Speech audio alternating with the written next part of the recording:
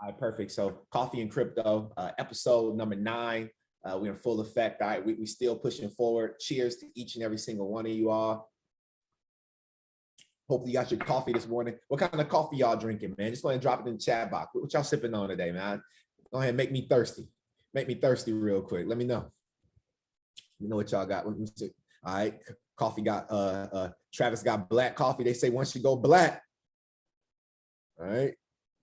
Shout out to Travis. They say once you go black, you never go back. You know what I mean, Travis? Awesome. Let's go. She got protein, water with lemon, 8 o'clock decaf. Exactly. So it's whatever you sip on. You know what I mean? And if you don't sip on anything, you know, it's up to you. Just drink some water. But this call is absolutely incredible for us to go ahead and tap into. All right. So welcome again.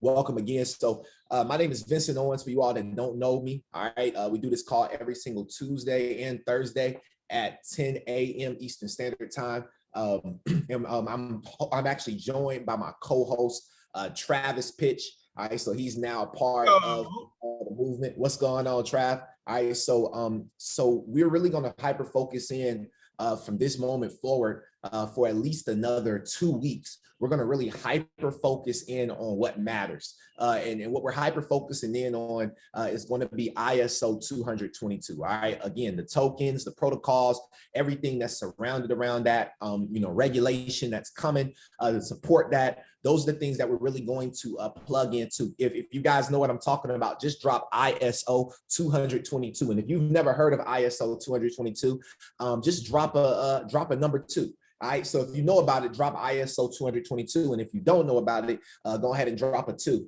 And if you're seeing us later here on YouTube, make sure you go ahead and like and subscribe down at the bottom. Subscribe to our channel, Coffee and Crypto. We have a brand new channel. I'll be dropping the channel on all Telegram, all Discord groups, and text message threads. So you all can go ahead and subscribe to the Coffee and Crypto YouTube channel, which we went ahead and got up during Memorial Day weekend. We also have our Patreon that will be coming up. So if you want to be a part of the Coffee and Crypto community and you support Coffee and Crypto, we'll have a way for you to support us through Patreon, and that'll be dropped by next call. All right, so it's really excited to be moving forward with Coffee and Crypto with my main man, Travis. We really have been diligent. And if you guys don't follow us on Instagram, make sure you go ahead and follow us on Instagram. My Instagram is at Vincent Owens. All right, mine is at Vincent Owens. And Travis, if you could drop your Instagram down there as well, that way everybody can follow you too. Make sure you follow us, because the times that we don't have it on, Monday, Wednesdays, Friday, Saturday, and Sunday, where are you getting your crypto information? And hopefully you're getting it from me and Travis and some of the sources that we utilize. All right, so we're going to pop this call off just like this. And I want to correct it. This is actually episode number 10. All right, so I want to go ahead and correct that. This is actually episode number 10. And if you guys don't follow me on YouTube, mine is Vincent Owens. All right, and go to the channel real quick so you guys can see. So episode 9 is up. All right, we got quite a few views, so views are going up. So if you haven't went back or if you haven't told someone about these episodes, man, we got 9 episodes and the 10th one will be going up today. So if you're just letting people miss out on this sauce, or if you're missing out on this sauce, I would recommend that you go ahead and get your nuggets and dip right in, because you don't want to miss this. You don't want to miss this. All right, so with that being said, I got a video for you all. All right, we're getting straight into the bullish content. Can you guys light it up one time in the chat box? You know how we do. All right. So, and if you're on YouTube, go ahead and light it up in the comments below. All right. But this right here came out October 13th, 2021. My birthday is October 12th. All right. So I thought that this was pretty cool. All right. This was last year, the day after my birthday. All right. This was Cybos TV. They did an interview with BNY MELLON about digital transformation. And if you guys don't know, BNY MELLON is one of the heavy hitters, one of the big banks. Really one of the big 5 banks that's all in with this crypto and digital revolution. All right. So guys, I'm gonna go ahead and play this video. Y'all enjoy.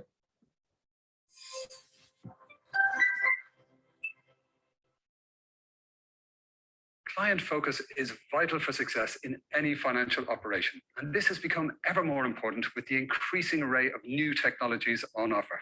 At BNY MELLON, technologies are driving digital transformation, while the company's data strategy is enhancing the client experience and the future of payments. And we're joined now by Siket Sharma, the Chief Information Officer and Chief Digital Officer for Treasury Services at BNY Mellon. Welcome to Sibos TV, Siket. Thank you. Awesome, great to have you here. So can you give us a sense of how you're approaching digital in Treasury Services, and is it working? Sure. Let me first set the context, because digital means different things to different people. So let me first help you understand what digital means to us. From our perspective, digital is really use of emerging technologies to really improve business processes, enhancing interaction and experiences, and to really make new business models possible, with the assumption that clients are at center of whatever we do. In our digital approach, I think we have basically leaned on 4 pillars to accelerate our digital journey within Treasury Services: enhanced client experience, adoption of open architecture philosophy, data-driven culture and insights, and last but not least, strategic bets and partnerships within Treasury Services. Enhanced client experience, adoption of open architecture philosophy, data-driven culture and insights, and last but not least, strategic bets and partnerships. So let me briefly explain to you what these mean, really. So if you look at client experience, it really means taking a holistic approach and providing exceptional experience in every interaction our clients are having with us, starting right from our sales and relationship process to the product and services that our clients are interacting with, and ultimately providing a feedback model that helps us to deliver a frictionless process and consumer-based products to our customers. Brilliant. And can you tell us more about your data strategy and how it's impacting the business?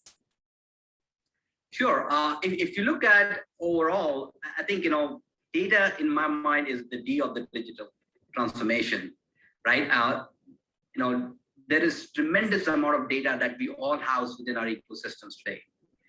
It is very clear to me that with everybody going digital, we are going to increase the interactions as well as the data creation. Every event is going to have tremendous amount of data that will be generated.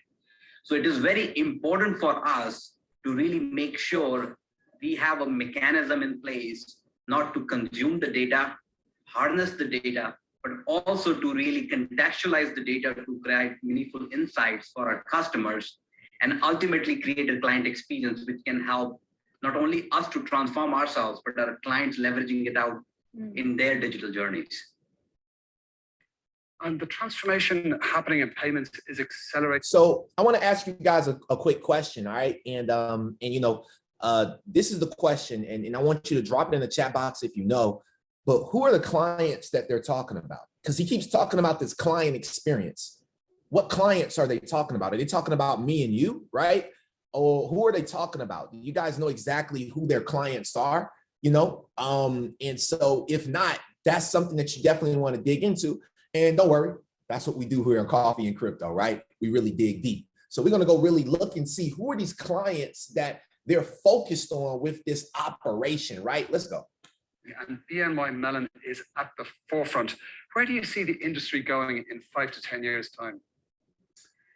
Yeah, I think, in my view, if you look at in the next 5 to 10 years, businesses, institutions, and consumers will be able to send, receive domestic and international payments 24/7, 365, with full transparency into cost, monitor and manage the liquidity positions more on a real-time basis across different geographies and currencies, and will be able to seamlessly integrate these capabilities into their core business activities, enabled more by APIs. Also, I do believe that not one single initiative or technology is going to be a silver bullet for delivering these capabilities, nor there is one single path that will get us there. It is going to be a combination of capabilities that will enable us to really combine the traditional rails and the more emerging rails into a meaningful form that will help support different payment needs and deliver value to our customers and client base. I am truly excited about the opportunity that lies ahead of us, and I'm really prepared to embrace and lead this thing. Really excited to embrace and lead this thing, right? So let's go get nosy real quick. Let's go back to the front. In the client experience and the future of payments. And we're joined now by Siket Sharma, the Chief Information Officer and Chief Digital Officer. All right, so his name was Siket Sharma, right? This how you got to get to it. So I'm about to go look him up. I don't even know how to spell it, but I'm gonna figure it out. So Siket Sharma, all right. Siket Sharma. Give me 1 second, y'all. Oh dang. Hold on 1 second. Dang. 1 second. My Internet Explorer crashed. Give me 1 second. That's why I got to use Brave, man. Now I got to go to Brave. It's all good. All right.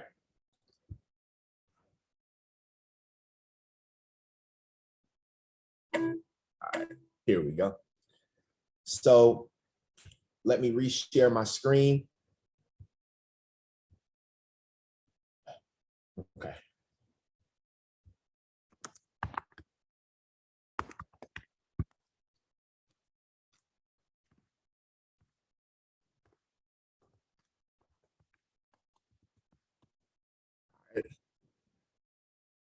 There he is.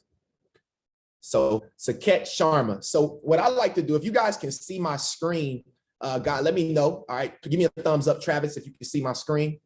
Perfect. All right, so Siket Sharma, right? Is this the guy right here? Yeah, I think so. Yeah, it is. Okay, perfect. So Siket Sharma, EVP Global CIO of Claims. He's the Executive Vice President, Global Chief Information Officer of Claims. And so he has a senior visionary digital leader with over 24 years experience in financial services industry with expertise in global transaction banking, payments, liquidity management, global trade finance. I guarantee you this guy was in Davos. right? I mean, with that many years of experience, right? So that's him right there, right? Full-time, all right? Full-time EVP. And it looks like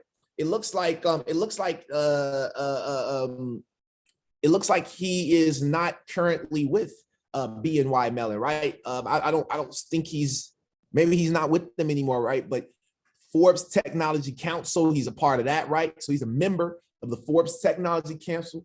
He's also there it is. Yep. So as of May 2022, wow, that just happened. Hold on, Chubb. So Chubb, what is this, right? I don't even know what this company is, but this is the company it seems like he's a part of, right? So let's go and get nosy real quick. Let's see what Chubb does, right? Chubb. Let's see what they do. It's the insurance company. All right.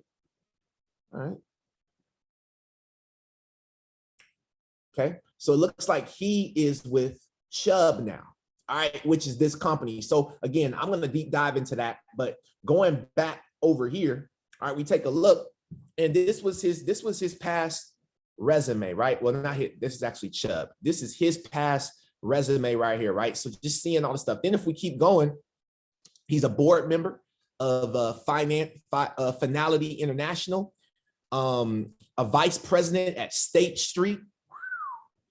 Y'all know about State Street, all right? Senior technology consultant at New Tech, and he started, looks like in 1996, he started as a senior consultant at American Express. So, I mean, he's very, very plugged into this industry. And his goal is to be a leader in this space. Now, what I'm gonna do is I need to go and collect these slides that I had because everything crashed. I'm gonna pass it over to my boy Travis for a second as I pull up everything. Travis, how you feeling today, bro? Yeah, I'm feeling supernatural, feeling blessed. Had a great weekend, got to spend some time with my brother, went golfing, had some really nice meals, and I saw that. we're feeling refreshed and ready to attack the week. Yes. Yes. So what's your thoughts on BNY Mellon? Have you ever done any research on BNY Mellon as opposed to what they're doing you know, in the ISO 222 spectrum? So one key thing that I took from that video was he said his customers and their pursuit to change to digital. So I'm nosy like you, bro. I'm nosy like you. I like to be nosy too. And one thing that I noticed about that is, so check this out. Can you guys see my screen? Thumbs up, Yes, Vince? sir. Okay, so check this out. So this right here is the United Nations Commission on International Trade Law. So basically, they have a thing, it's called MELLON, the Model Law on Electronic Transferable Records. And this is just a screenshot. If you guys want, you can go on to this website, uncitral.un.org. If you go into the search bar and you type in MELLON, you'll be able to get the whole thing. But it basically says Model Law on Electronic Transferable Records aims to enable the legal use of electronic transferable records both domestically and across borders. The MELLON applies to electronic transferable records that are functionally equivalent to transferable documents or instruments.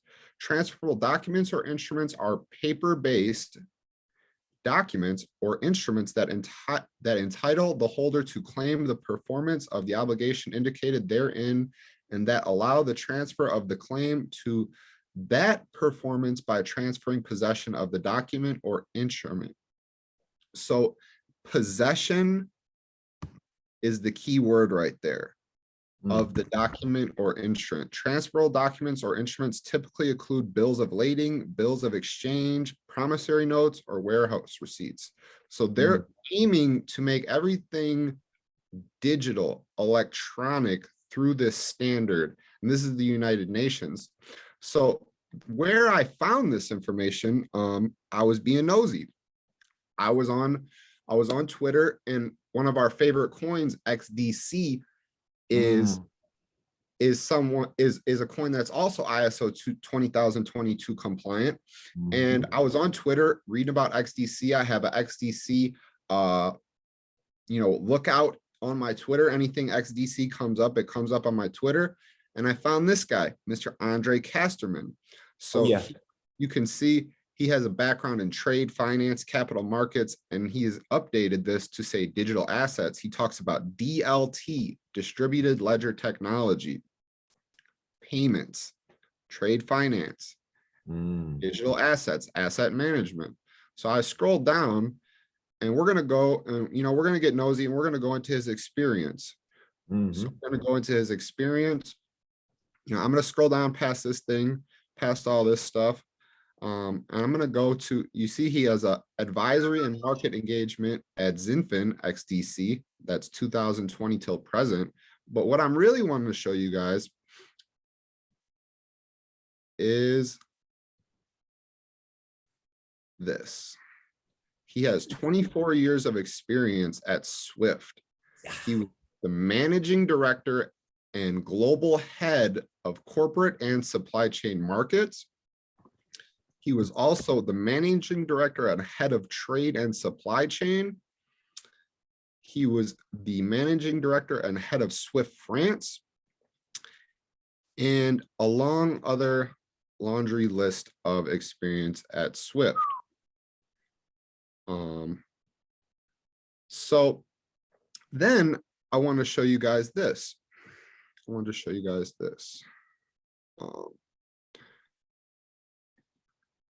This is the front of Swift's website at one point. Easing ISO 20022 adoption with new inflow translation services. So they're looking to ease in ISO 20022. And then I wanted to go to this. This is Jpmorgan. This is a picture from Jpmorgan's website. ISO 20022 migration What does ISO 20022 mean for the payments industry? ISO 20022 is emerging as a common language and model for financial messages across the world. It isn't a new standard, as real-time high-value payments have already been operating and adopted ISO 20022. However, the significance of the shift will unfold over the next few years as major currencies adopt ISO 20022 formatting. SWIFT estimates that 80% of global high-value payments by volume will be processed through ISO 20022. Wow. Now we're about to get real bullish on you guys. We're about to get real bullish. Hold on one second, family. So now we're going to go into Jpmorgan. This is Jpmorgan's website as well. Jpmorgan is here to consult on ISO 20022 migration related questions and walk through the journey with you. They're talking to their customers, their banks here. They're talking to their banks here. Right. Now we go into, hold on, I have a screenshot, one second. So this is a screenshot. Jpmorgan is using blockchain technology for collateral settlements, according to new reports from Bloomberg. Transaction involved BlackRock Assets, who is the largest company in the world. If you guys are not familiar with BlackRock, they are in control of $10 trillion in assets, which is larger than any other country in the world. Their GDP, which is their gross domestic product, any amount of production, any amount of money that is being produced, they have 10 trillion in assets, which is bigger than any country in the world except for the US and China. You know, it's even crazier though than that. Just talking about the GDP, that world debt clock, $10 trillion. That's like up there with the amount of debt that most countries have. Yeah. So in a pilot blockchain transaction, Jpmorgan Chase and Co. transferred tokenized money market fund shares as collateral on Friday, May 20th.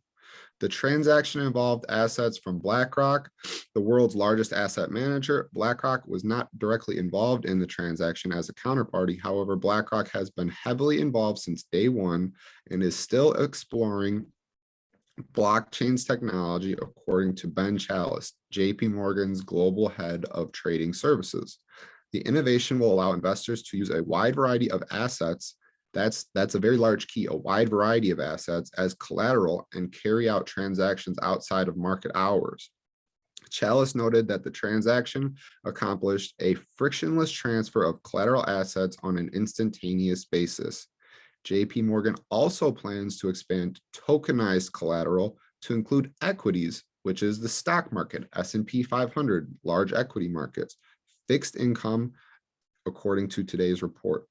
Previous blockchain efforts, Jpmorgan has been heavily involved in blockchain over the past several years and created various products. We're going to get into that very shortly.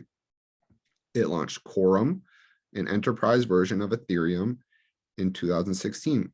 Quorum was acquired by Consensus in 2020, August of 2020. Following that sale, Jpmorgan launched a new internal blockchain product called Onyx, its own internal stablecoin, in October 2020. So we're going to get into stablecoins. We're going to get into various products real quickly, and then I'm going to pass it back over to you, bro. Hey, no, I appreciate it, bro. So I'll keep it going from here. Appreciate one second. I want to finish this off real quick, bro.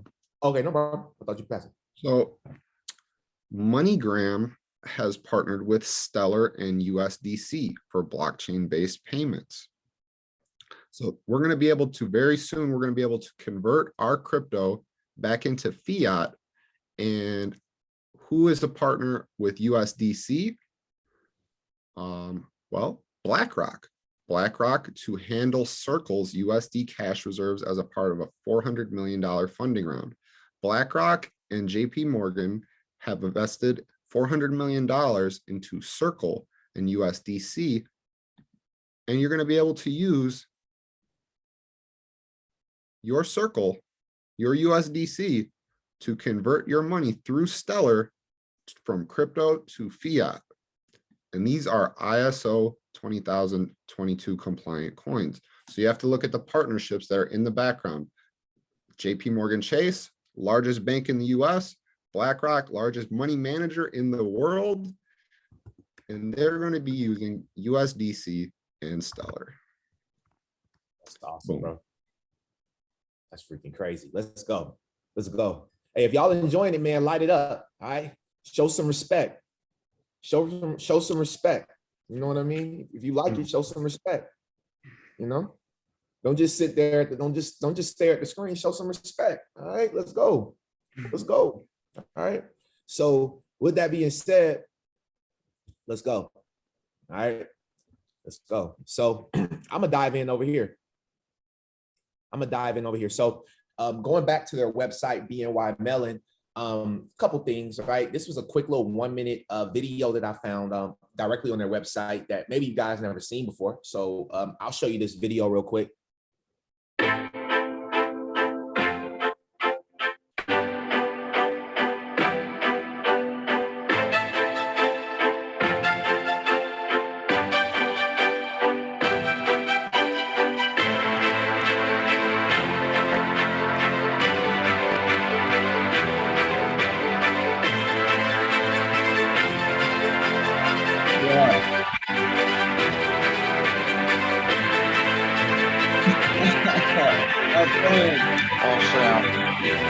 I'm playing with us. Tell them. Hey, tell them those are rookie numbers. Gotta get your numbers up.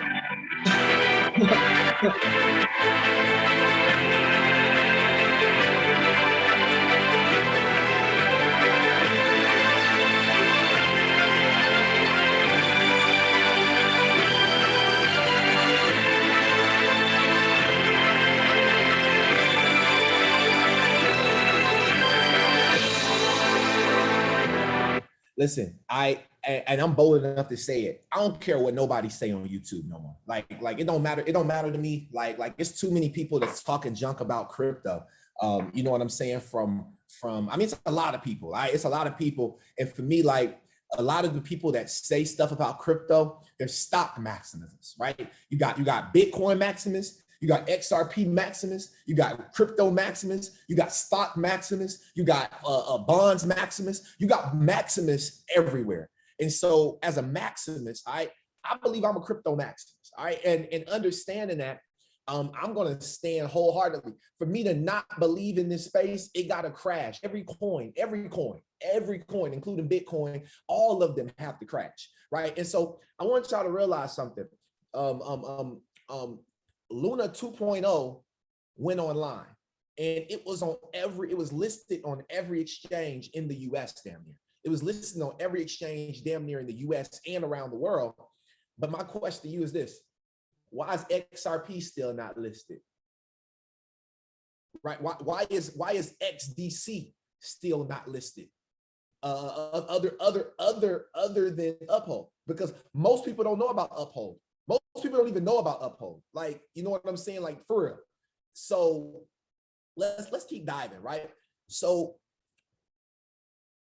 I pulled up this right here. This is from BNY Mellon, and this came from September 2021. It says digital assets, right? From day one, we've been putting our clients first by revealing unseen value and innovating at every step. Now we're uncovering the vast potential and possibilities of digital assets for our clients. That's why, and you're a client of their clients, right? That's why we were the first global bank to announce plans to launch a secure and integrated platform for transferring and safekeeping digital assets. With institutional grade infrastructure and a risk management approach, we plan to provide real stability in a digital world and a platform that places your digital assets next to your traditional ones, giving you a more holistic view of your investments. As digital assets continue to evolve, you'll continue to need perspective, understanding, clarity, integrity, security, responsibility, because digital assets are more than just technology. Digital assets are about innovation, right? Then this was the same document that Travis had brought up, right? ISO 20022 overview, right? What is ISO 222 and why does it matter? Now, we already talked about that, but let's dig a little deeper, right? So Few payment channels will be untouched as ISO 20022 adoption spreads. Few payment channels will be untouched as ISO 20022 adoption spreads, bringing with it richer information than Swift MT messages and any other legacy formats that are used today. The transition is, in fact, already in progress and will continue over the next several years, 2025, right? The Euro payment infrastructures and Swift will begin their transition. The Euro payment infrastructures and Swift will begin their transition in November 2022, immediately on the heels of CHAPS, which is starting the first phase of transition from GBP in June 2022. Uh-oh, hold on. Wait, hold on. That's tomorrow. Okay. So it's about to get real tomorrow, I think. I think by tomorrow it'll get real, right? That's what they just said. They said by June 2022. So let's keep diving, right? I kept diving through this. And up here I saw something. Hold on, is this might not be it. So let's go over here, right? I got more. Hold up. Is this it?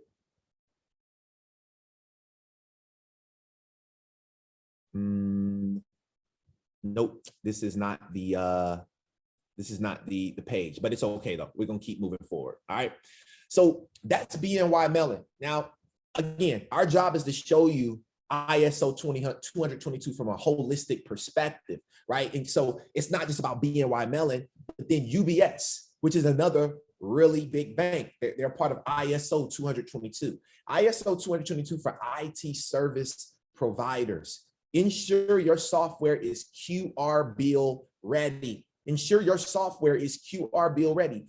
Harmonize your software with ISO 222. Harmonize. That's why I invested in Harmony, and assume a key role as the IT service provider. By adapting your software, you'll make it easier for a great many UBS clients to issue and pay invoices, right? So this is UBS. Another really big bank, okay? Another really big bank. They're the second largest bank in Switzerland, as Travis said, right? Then let's go over here, right? The global treasurer, right? The globaltreasurer.com. Swift brings together ISO 20022 community. Swift has joined forces with payment industry experts to come up with the guidelines for the implementation of ISO 22 for cross-border payments. We know that that's what XRP handles, cross-border payments. There's not many other coins that are going to be able to duplicate that, right? So let's read it. Swift has an assembled cross-border payment and reporting plus group, CBPR plus. This is the group, the first working group of international payment experts to create a common end-to-end implementation that will deliver increased efficiencies, support end-to-end STP, and facilitate improved regulatory compliance, enhance the party identification process, and enable new business opportunities. Truly a global group. This is what I was trying to show you guys. CBPR Plus will include senior payment experts representing Australia, Austria, Canada, China, France, Germany, Hong Kong, Italy, Japan, Luxembourg, which is one of the richest countries in the world, Netherlands, Russia, South Africa, Spain, Switzerland, the Nordics, the United Kingdom, and the United States. If you guys didn't recognize, they put the United States as what? US used to be first. We would pop up first. And I know they got this. I know that that's just because this is in alphabetical order, but they used to put the US first. All right. The US is last. All right. They're the last country that's going to catch on to this, right? Now, check this out.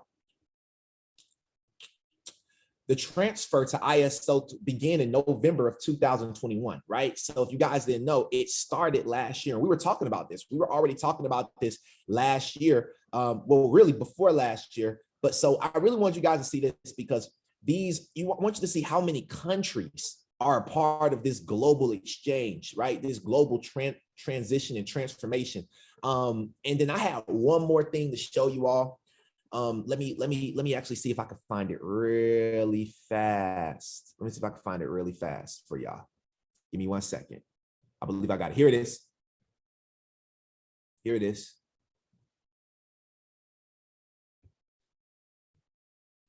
So this is this lady right here. Isabel Schmidt. All right, look her up. Head of Direct Clearing and Asset Account Services Products at BNY Mellon. She's located in New York City. If you was wondering why New York City is so hard on crypto, is because New York City has Wall Street there. It will be the 12th sector of the S&P 500, as Kevin O'Leary said. So I started to look at this lady and I'm like, who is this lady? What does she do? Right? You're very welcome. I started to look at this lady and say, yo, what does she do? So she's the co-head of global payment products, all right, at BNY Mellon since 2019, and she's currently still there. So it's 3 years there. She got 16 years and 9 months at the Dutch Bank. At the Dutch Bank, 16 years and 9 months. She was the head of cash management and clearing products of the Americas, right? Head of ISO, Deutsche Bank is what? Deutsche Bank is ISO certified compliant. Yes, sir. And then here's the last one. 16 years there. But before she got there, hold on. Jpmorgan Chase, 6 years, 9 months. She was still the product management USD clearing. She has clearing regulation. She's certified for clearing. She's a part of the clearinghouse. You know, it's about the clearinghouse. She's probably connected to the US clearinghouse. Not even probably, she is connected to the US clearinghouse. She might be on the board of the US clearinghouse.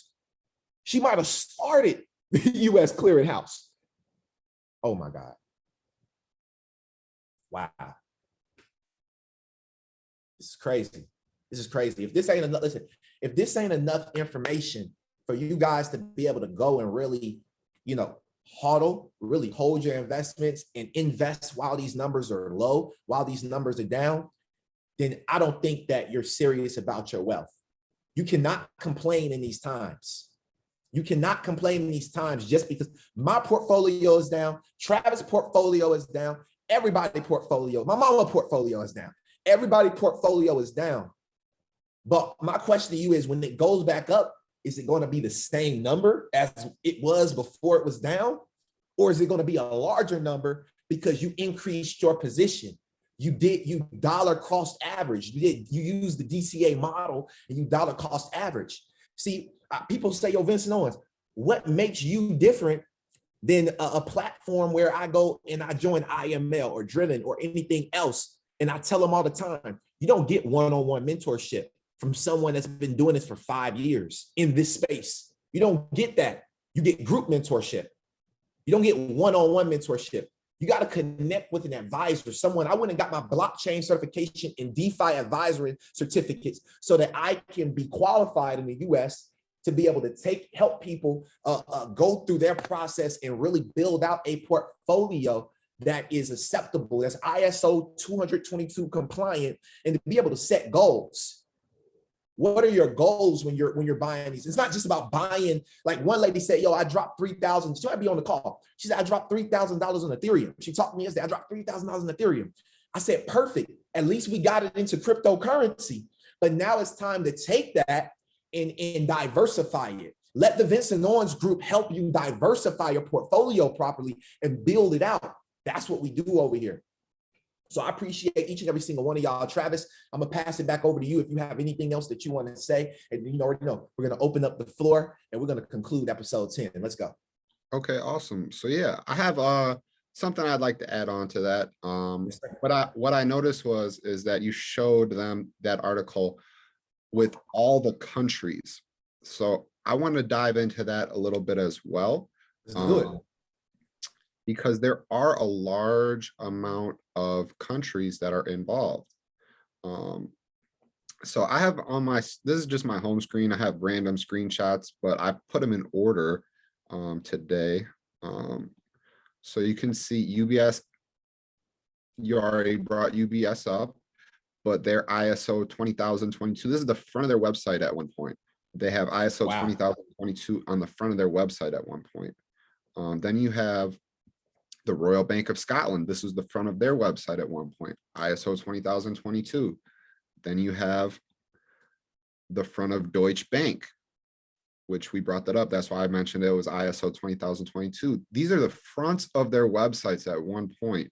As soon as you go to their websites, they're ISO 20022 compliant.